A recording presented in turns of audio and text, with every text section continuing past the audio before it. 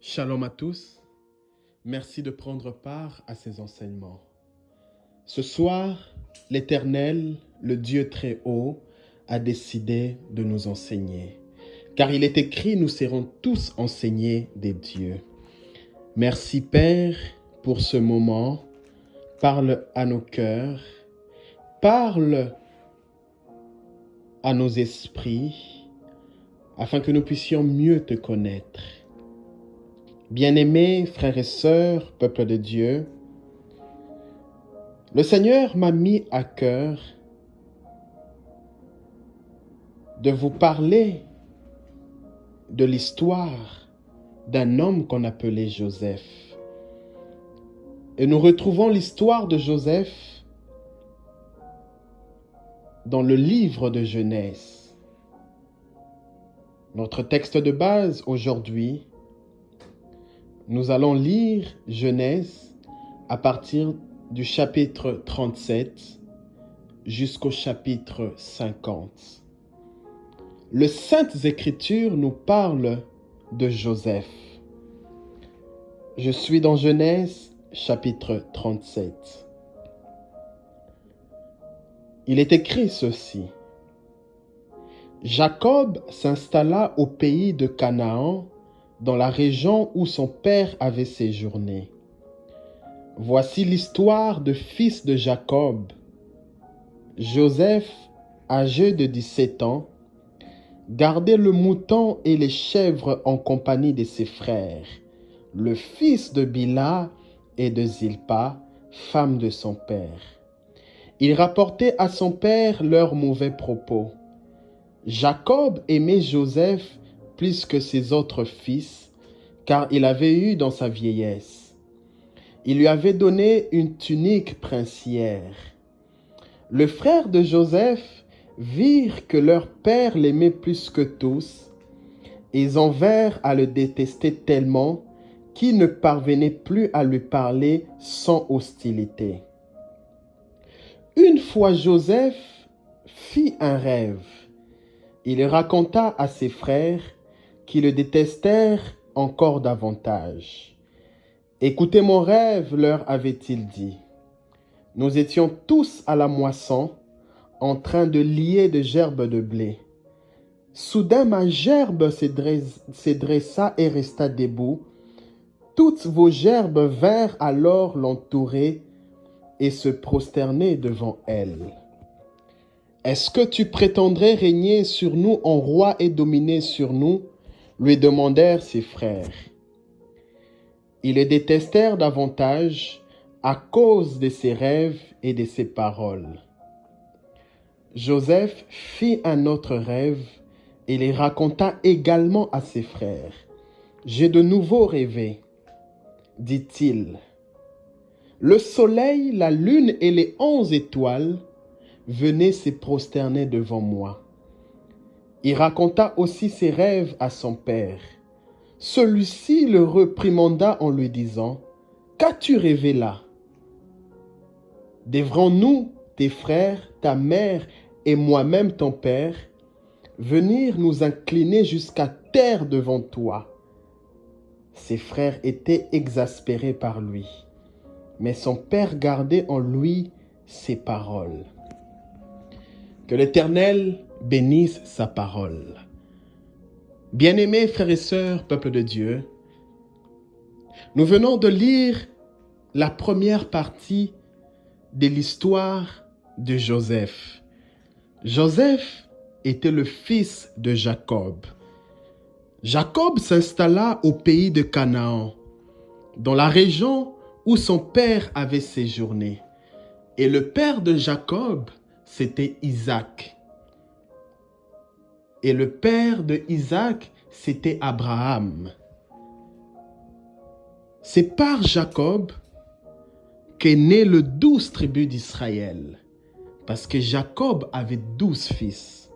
Mais aujourd'hui, Dieu veut nous enseigner l'histoire de l'un des fils de Jacob qui s'appelait Joseph. Jacob est l'un des patriarches des Saintes Écritures. Il est le fondateur des plusieurs tribus d'Israël. Mais pour mieux comprendre cette histoire, nous devons remonter dans le temps.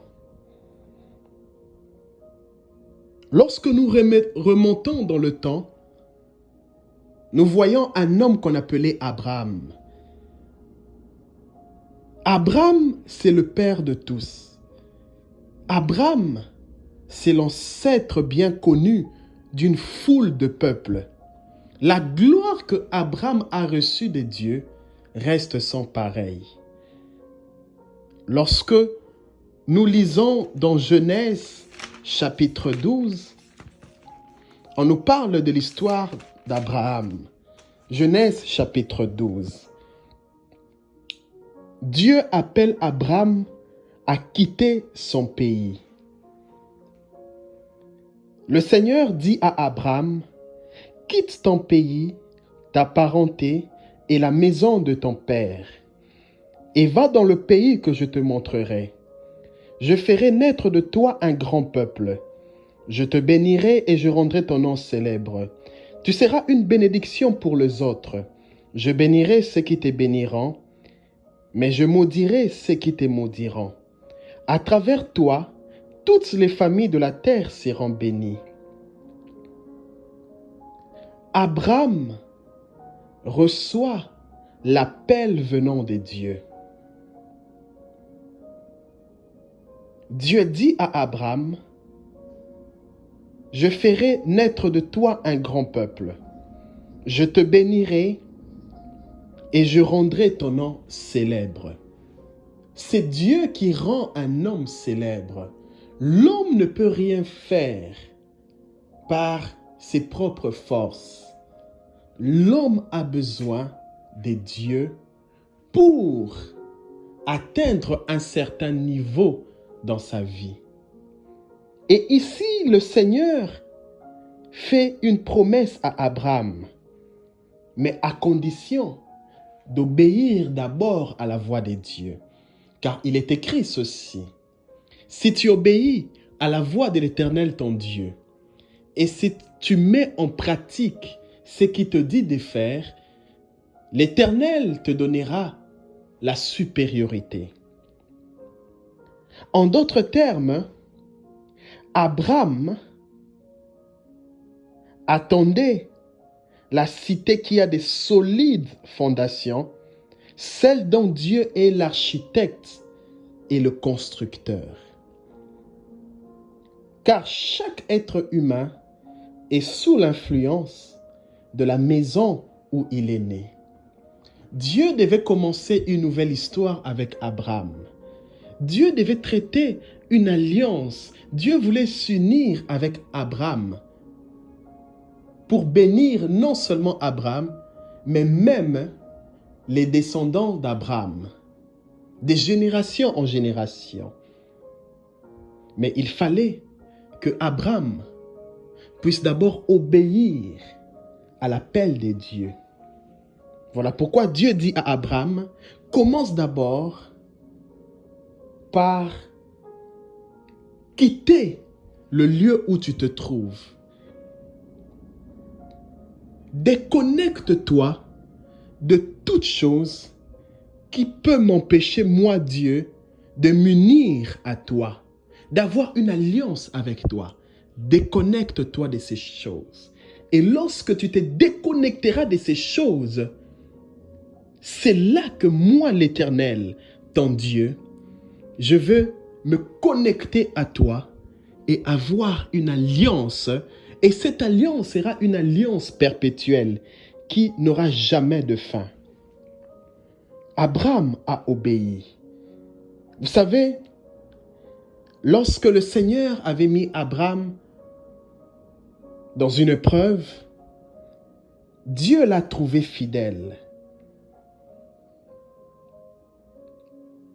Lorsque Dieu appelle Abraham, Dieu commence par donner des promesses. Mais ces promesses, c'était des promesses qui devaient se réaliser dans le futur. Je te montrerai. Je ferai naître de toi un grand peuple.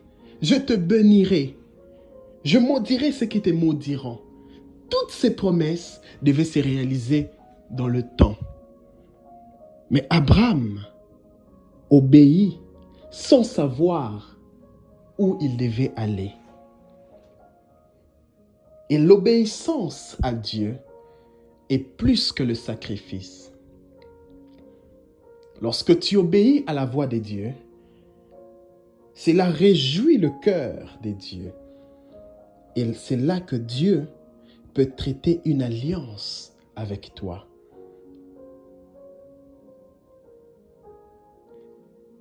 Et dans Genèse chapitre 15, Dieu décide de faire une alliance avec Abraham. Parce que l'alliance, c'est quelque chose qui vient sceller les promesses. L'alliance permet que les promesses de Dieu se réalisent dans ta vie.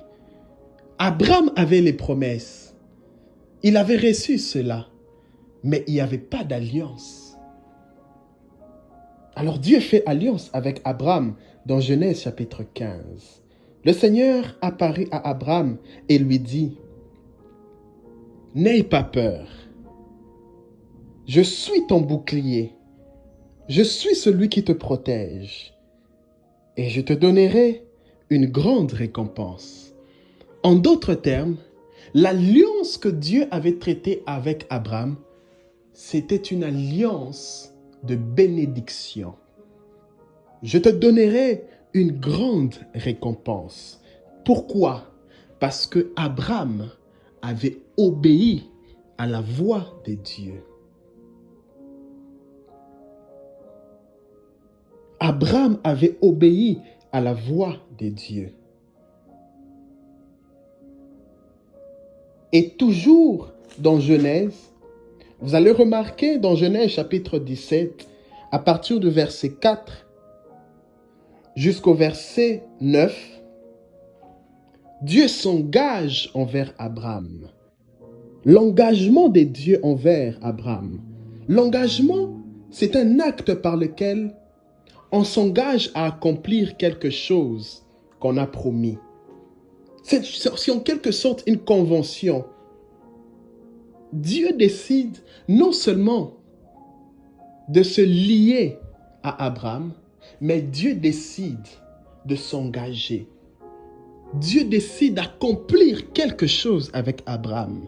Et cette chose que Dieu voulait accomplir devait avoir un impact de génération en génération.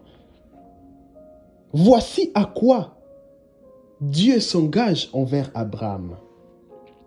Dieu commence par lui dire, « Tu deviendras l'ancêtre d'une multitude de peuples.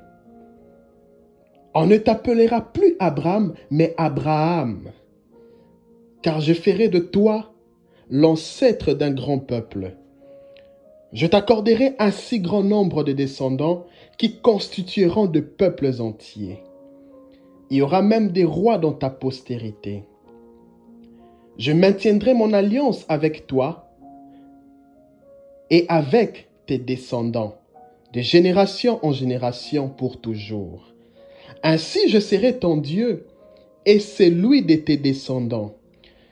Je donnerai le pays où tu séjournes en étranger.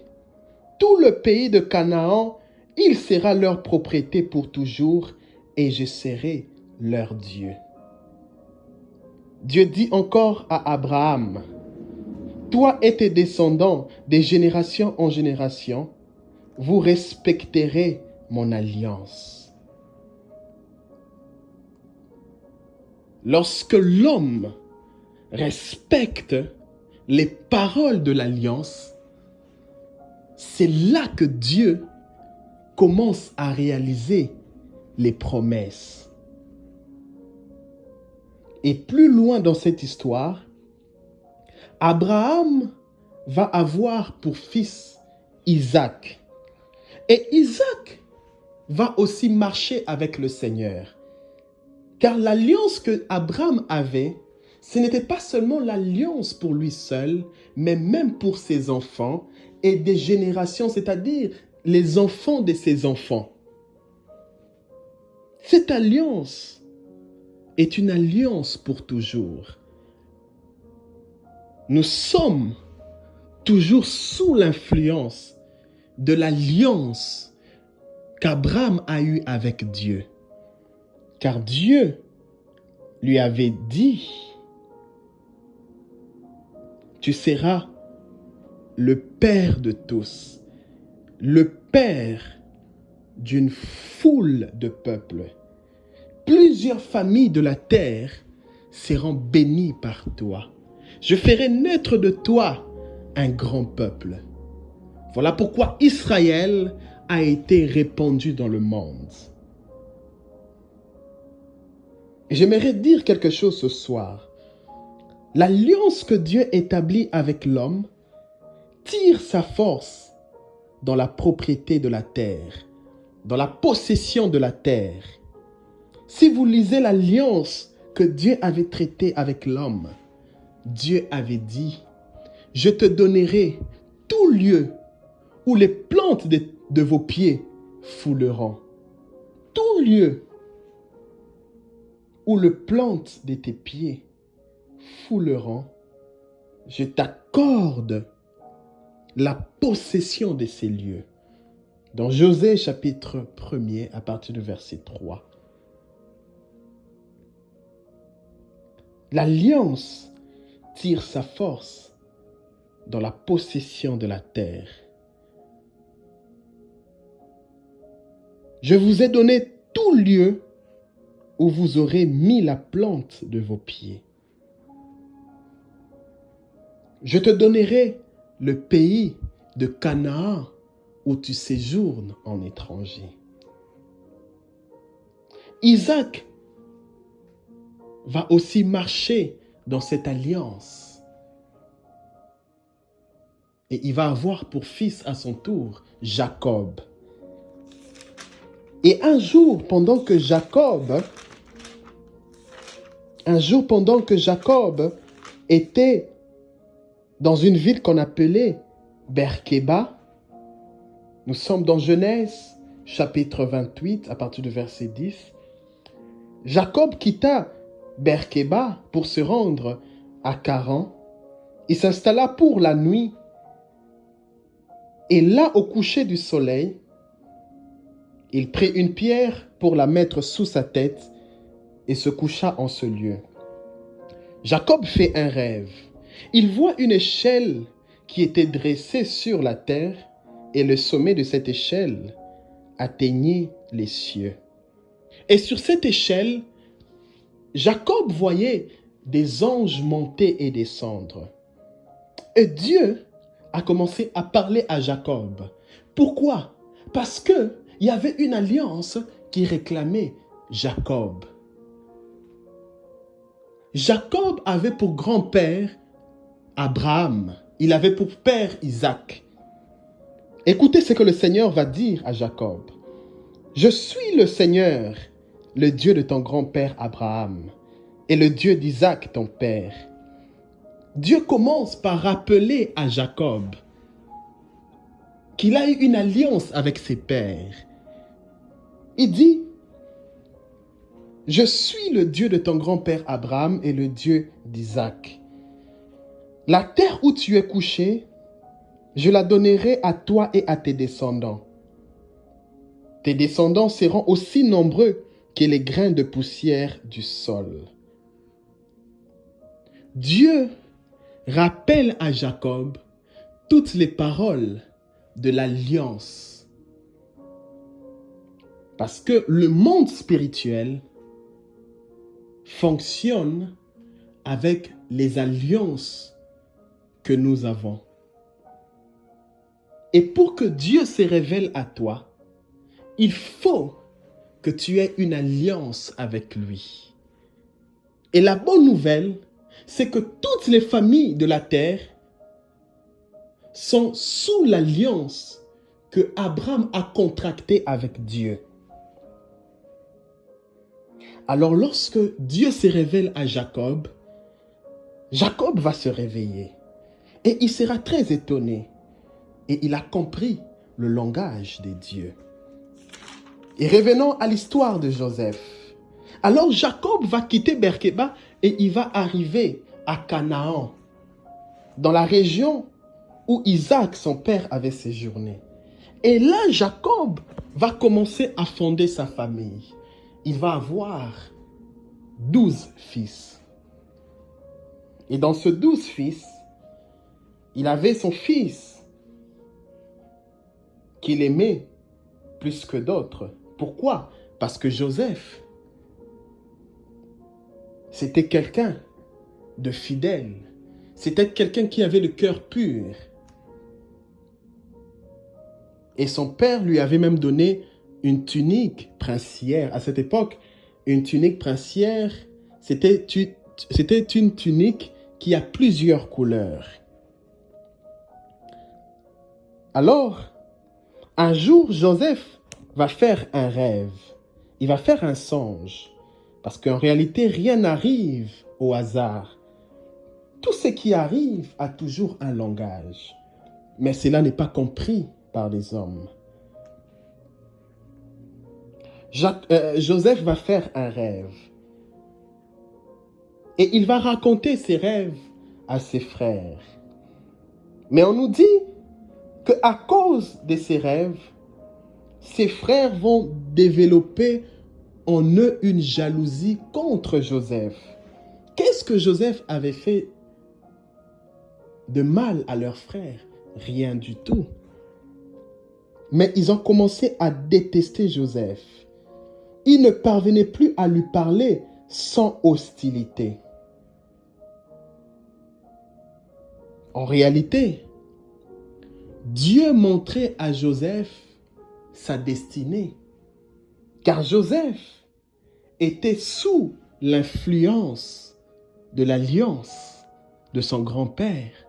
Car Dieu avait dit à Abraham, de toi naîtra des rois, des personnes dignitaires, des personnes que je vais élever. Parce qu'en réalité, le rêve de Joseph était un langage. Joseph dit à ses frères, nous étions tous à la moisson, mais ma gerbe est restée debout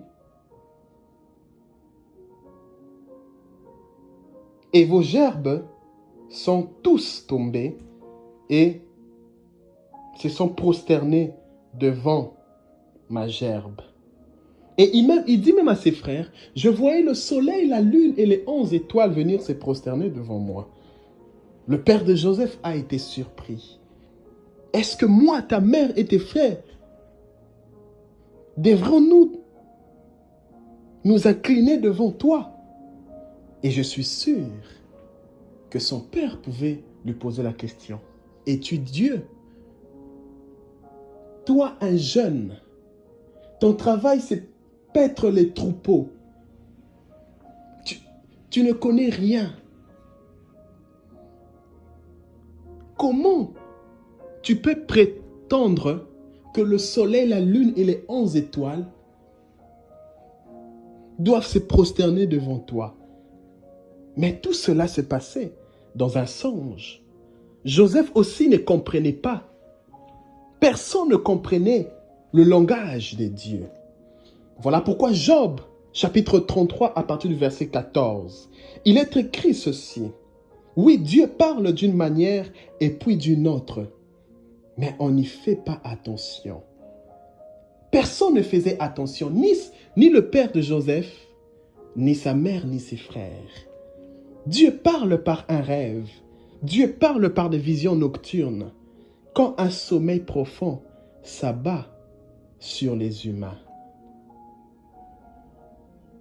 Dieu préparait déjà la famille de Jacob à comprendre que Joseph est appelé à être la colonne.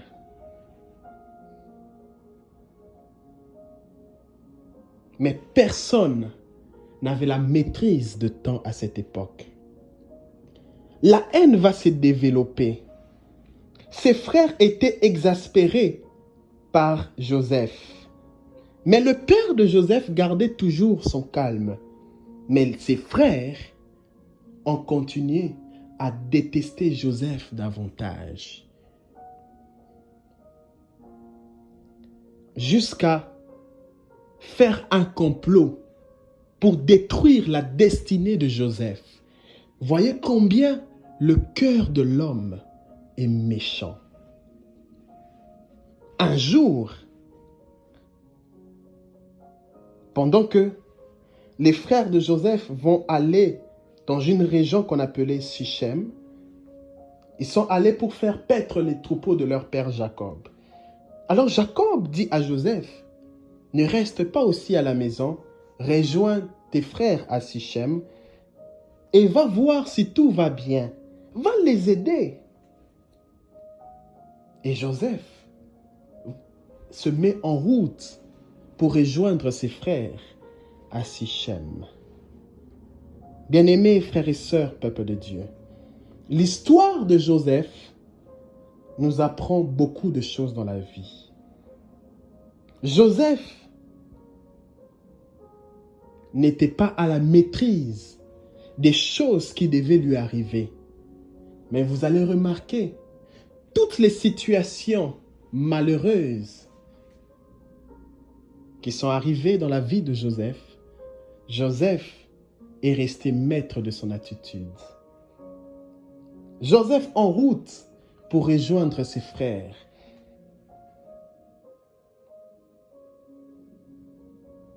Et lorsque ses frères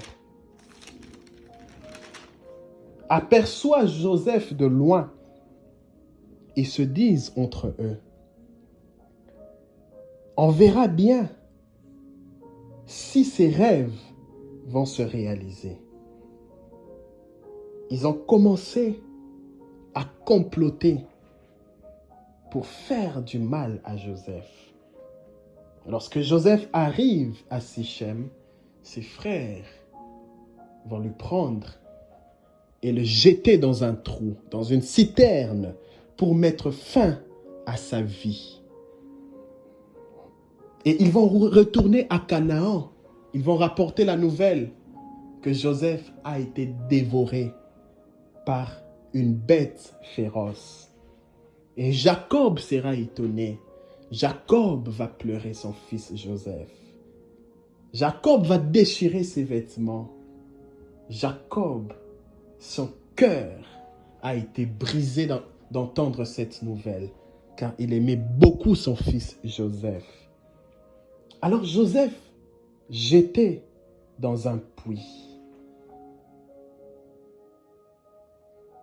Et lorsque Joseph est jeté dans un puits, le Seigneur a fait que des gens puissent passer par là. Et c'était les Madianites. Alors il remarque qu'il y avait un jeune dans un puits. Et on va prendre Joseph. À cette époque, l'Égypte était considérée comme une terre puissante. C'est l'Égypte qui dominait à cette époque. L'Égypte cherchait des gens pour venir travailler dans leur pays. Alors les Madianites vont vendre Joseph en Égypte. Et c'est Potiphar, l'homme de confiance du roi Pharaon. Potiphar était le chef de la garde royale. C'est lui qui va recevoir Joseph. C'est lui qui va acheter Joseph. Mais au lieu de faire de Joseph un esclave,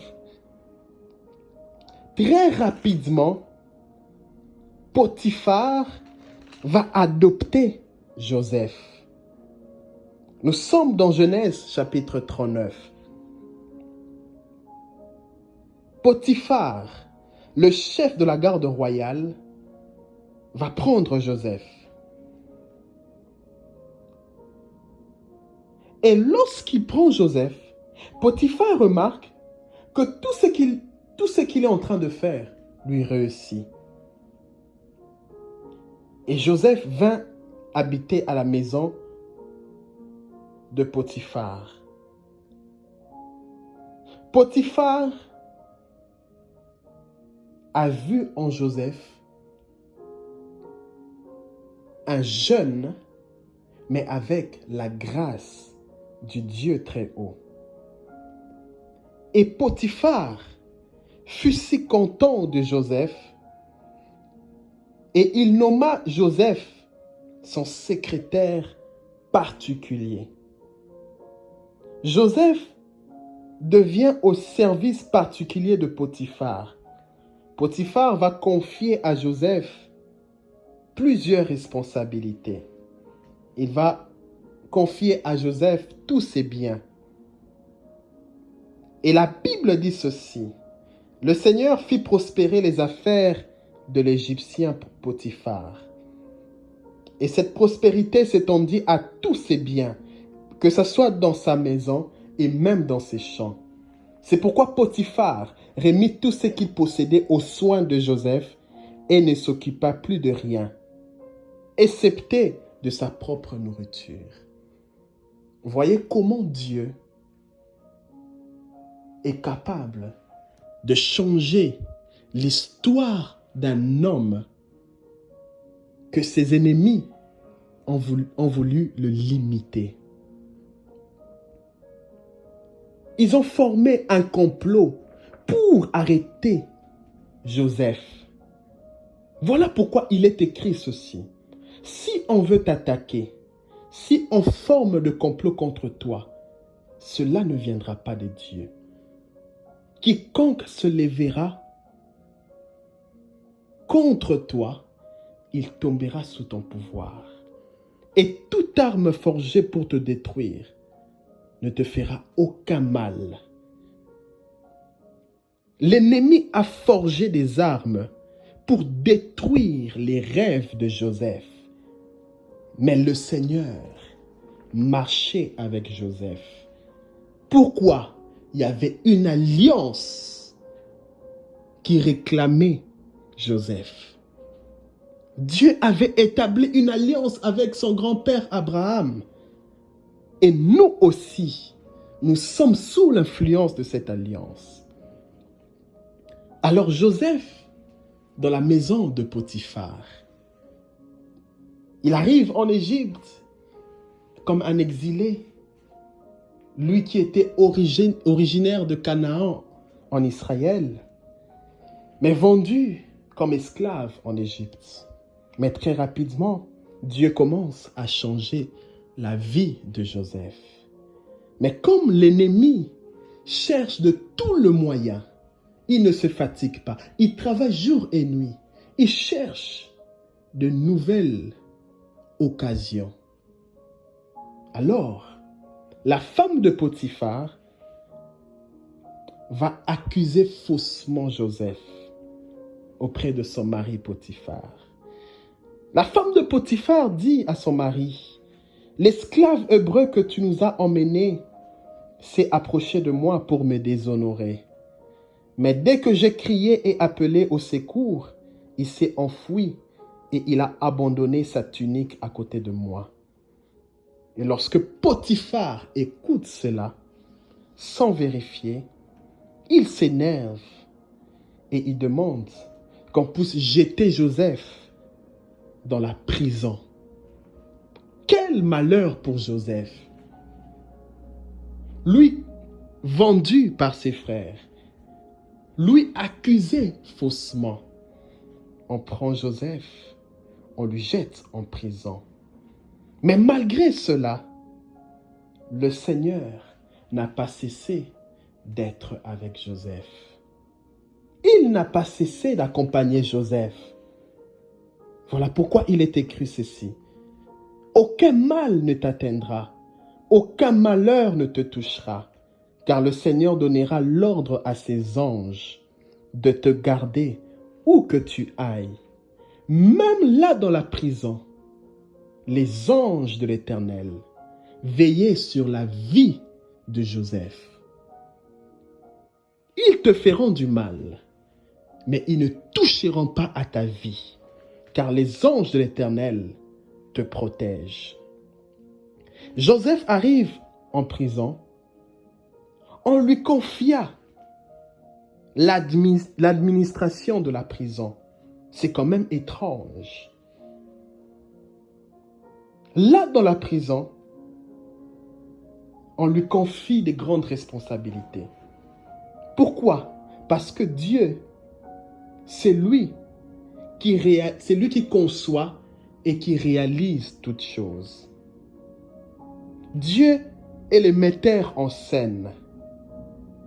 Dieu est responsable de tout ce qui arrive. Dieu réalise toutes choses. Il était en train de réaliser des grandes choses pour Joseph. Voilà pourquoi il est écrit, les pensées de Dieu ne sont pas vos pensées. Votre façon de réfléchir, ce n'est pas de la même façon que Dieu réfléchit. Alors Joseph, là dans la prison, il avait toujours confiance au Seigneur. Il avait confiance envers son Dieu. Alors Dieu va organiser quelque chose, un événement dans le palais du roi. Le roi Pharaon était l'homme le plus puissant à cette époque. Qui pouvait se tenir devant Pharaon? Alors, dans le palais royal, il y a un événement qui va se passer. Le haut fonctionnaire du roi va commettre une faute. Et le roi Pharaon va se fâcher. Il va demander qu'on puisse prendre ces deux hauts fonctionnaires, leur jeter en prison. Mais regardez ce qui va se passer. On va prendre le haut fonctionnaire du roi, des gens qui étaient très rapprochés du roi. On va leur jeter dans la même prison où Joseph était. Lui, un esclave hébreu. Alors, une nuit, pendant qu'il dormait, les ministres du roi, les hauts fonctionnaires, tous devaient faire un rêve. Et chacun de ces rêves avait sa propre interprétation. Et le matin, quand Joseph vint le voir, ils étaient tous troublés. Alors Joseph leur posa la question, « Pourquoi avez-vous l'air si triste aujourd'hui? Chacun de nous a fait un rêve, répondirent-ils. Et il n'y a personne ici pour l'interpréter. » Et Joseph leur dit, « L'interprétation de songes n'appartient-elle pas à Dieu? Racontez-moi ce que vous avez reçu dans le rêve et je vous donnerai l'interprétation. » Alors, le premier haut fonctionnaire a commencé à raconter à Joseph son rêve. Et Joseph lui dit, « Ton rêve a comme interprétation que dans quelque temps, le Seigneur te sortira de cette situation. Mais lorsque tu sortiras, ne m'oublie pas. Parle de moi auprès du roi Pharaon. Dis au roi Pharaon qu'il y a un jeune hébreu qu'on a accusé faussement, qu'on a mis en prison. Mais on nous dit que lorsque le haut fonctionnaire est sorti de la prison après quelque temps, il ne se souvient plus de ce que Joseph lui avait informé et il oublia complètement. Et l'autre haut fonctionnaire, lorsqu'il expliqua à Joseph son rêve, Joseph lui dit, « Toi, le roi, te fera mourir. »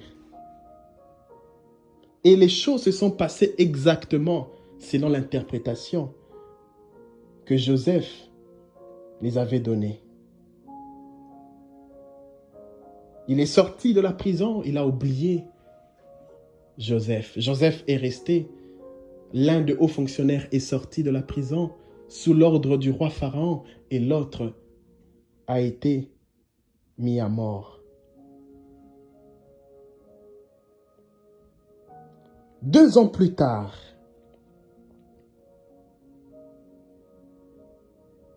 Dieu va toujours organiser un événement dans le palais royal. Maintenant, c'est le roi lui-même qui fait un rêve. Et le lendemain matin, le roi Pharaon est troublé. Il appela tous les devins, tous les sages d'Égypte. Il leur raconta ce qu'il avait rêvé. Mais personne ne sut interpréter son rêve.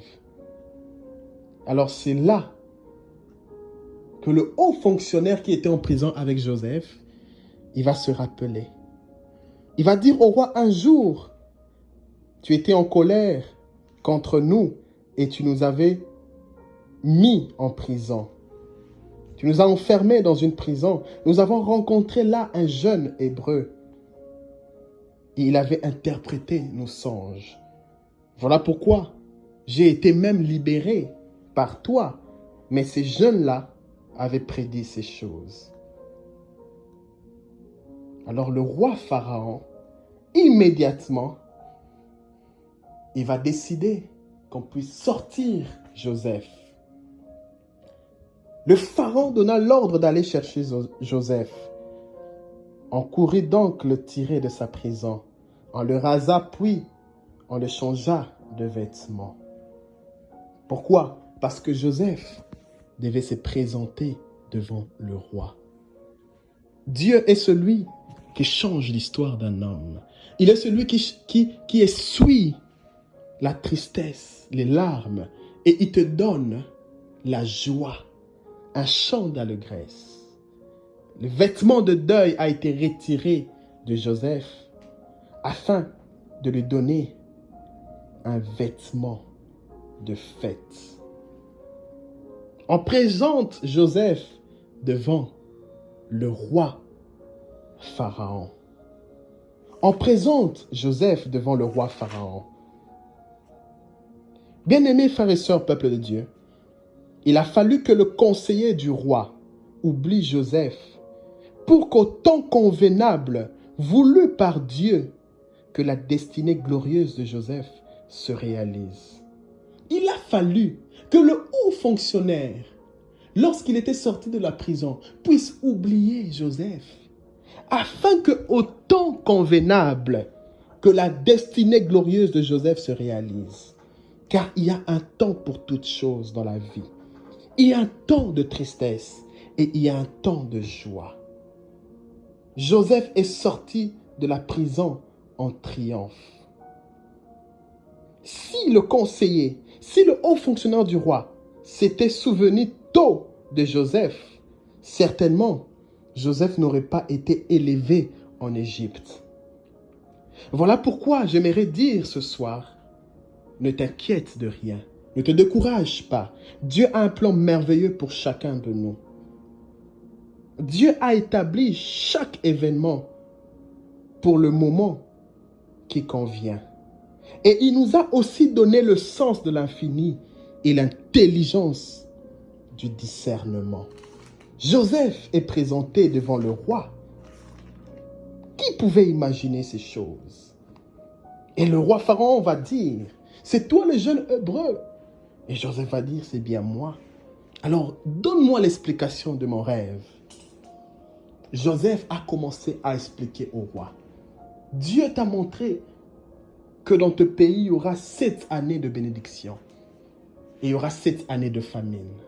Et pendant les 7 années de bénédiction, il faut avoir des provisions pour couvrir les 7 années de famine.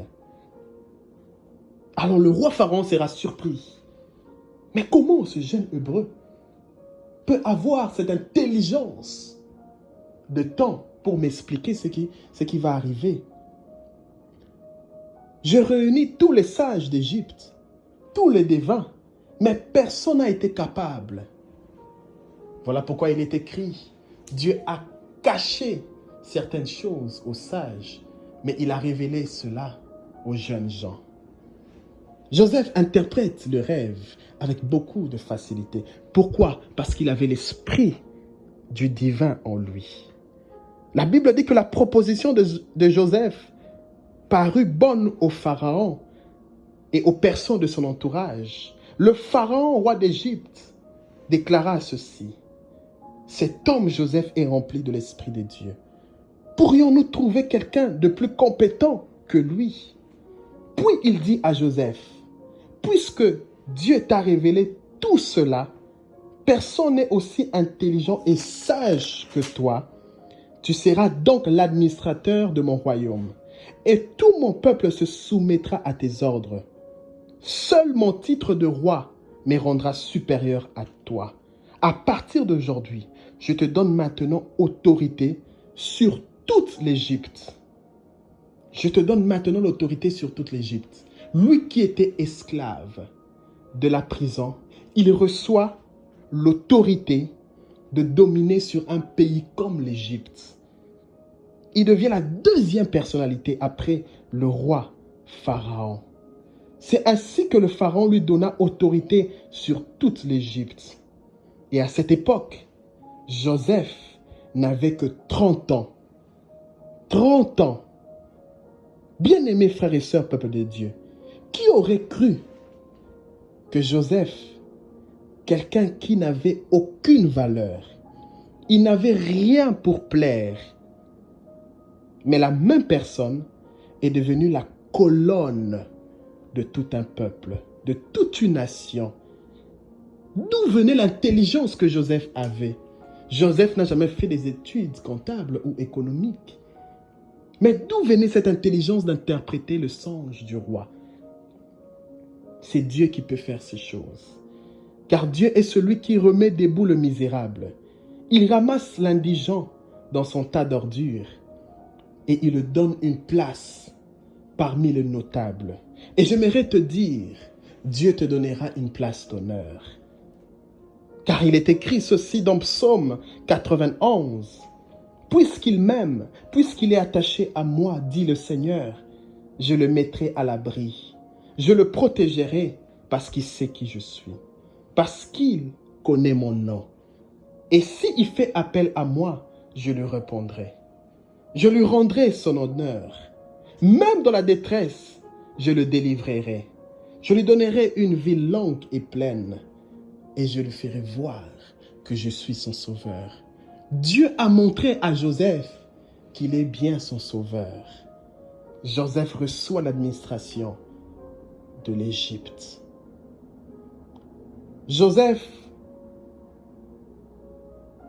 a reçu des chars et des chevaux et il commença à parcourir toute l'Égypte.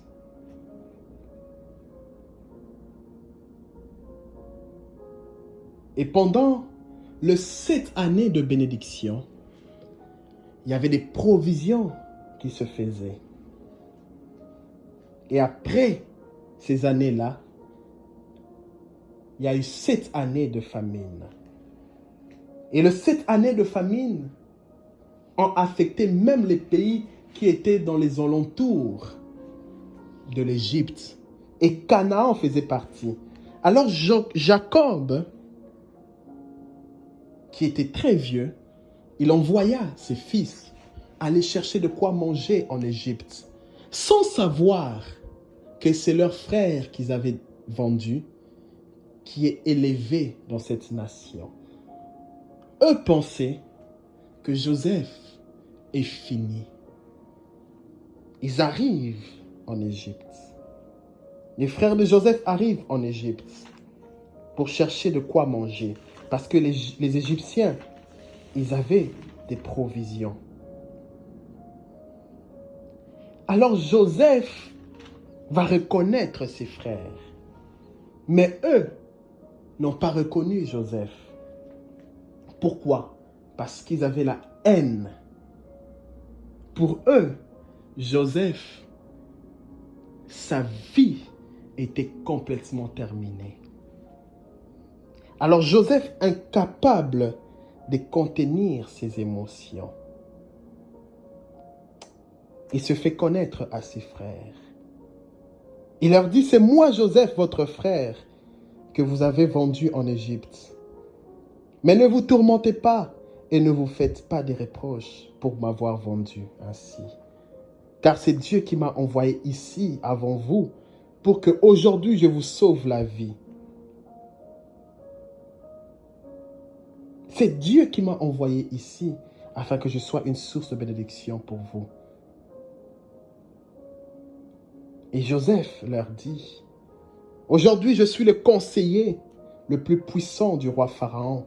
Je suis le maître du palais royal et le gouverneur de toute l'Égypte. C'est moi votre frère Joseph. Mais ne vous tourmentez pas. Et Joseph leur dit, prenez tout ce que vous avez besoin en Égypte. Rentrez à Canaan, informez à mon père que je suis bien vivant et venez avec lui en Égypte. Bien-aimés frères et sœurs, peuple de Dieu, ne remets jamais le mal que des gens ont eu à faire contre toi. Il est écrit ceci dans Proverbes chapitre 25 à partir du verset 21. Si ton ennemi a faim, donne-lui à manger et à boire. En faisant cela, ce sont des charbons ardents que tu déposes sur sa tête. Ce n'est pas à toi de remettre le mal, mais c'est Dieu qui leur récompensera. Joseph a simplement dit à ses frères, ne soyez pas troublés, ne vous tourmentez pas. Eux-mêmes, dans leur cœur, dans leurs pensées, ils se sont sentis coupables. Alors les frères de Joseph vont aller prendre leur père Jacob et ils vont informer à leur père tout ce qui s'était passé. Jacob va arriver en Égypte. Jacob sera très surpris de voir son fils Joseph. Et Joseph donna à ses frères des meilleurs endroits en Égypte pour s'installer. Joseph leur dit, quittez Canaan, venez vous installer avec vos familles en Égypte. Car à cette époque, il faisait beau vivre en Égypte grâce à l'organisation de Joseph, grâce à la sagesse et à l'intelligence que Dieu avait déposée sur la vie de Joseph. Et un jour, Jacob mourra. Alors les frères de Joseph vont se dire entre eux, maintenant que notre père est mort, Joseph pourrait bien se tourner contre nous et nous rendre tout le mal que nous lui avons fait. Alors ce message est parvenu aux oreilles de Joseph. Car Jacob, leur père, avait dit à Joseph, pardonne tes frères, car ils n'ont pas compris ce qu'ils ont eu à faire. Alors les frères de Joseph vont venir rencontrer et ils vont se mettre à pleurer. Et Joseph, à son tour aussi, il ne pouvait pas se contenir. Il va aussi se mettre à pleurer. Ils se jetèrent à ses pieds et lui dirent, nous sommes tes esclaves. Mais Joseph leur répondit, n'ayez pas peur.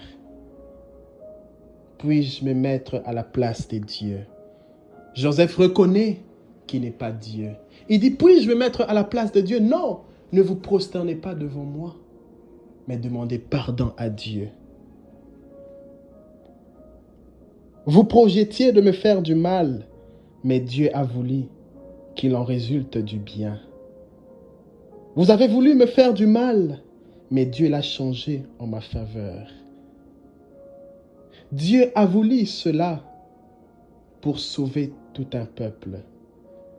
N'ayez donc aucune crainte. Joseph leur assure, n'ayez aucune crainte. Je ne vous ferai aucun mal.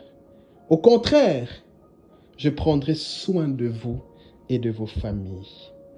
Par ces paroles affectueuses, il parla à leur cœur et il leur réconforta. Et les frères de Joseph vont rester en Égypte pendant plusieurs années jusqu'à fonder des familles et des familles. Bien-aimés frères et sœurs, peuple de Dieu, voilà l'histoire que Dieu m'a mis à cœur de partager ce soir. L'histoire de Joseph nous enseigne. Et chacun de nous a reçu un enseignement ce soir. Que cet enseignement puisse te conduire dans ta vie. Afin que le Seigneur puisse t'élever de la même façon qu'il a élevé Joseph. Que le Seigneur nous bénisse. À nous revoir prochainement pour d'autres enseignements. Shalom.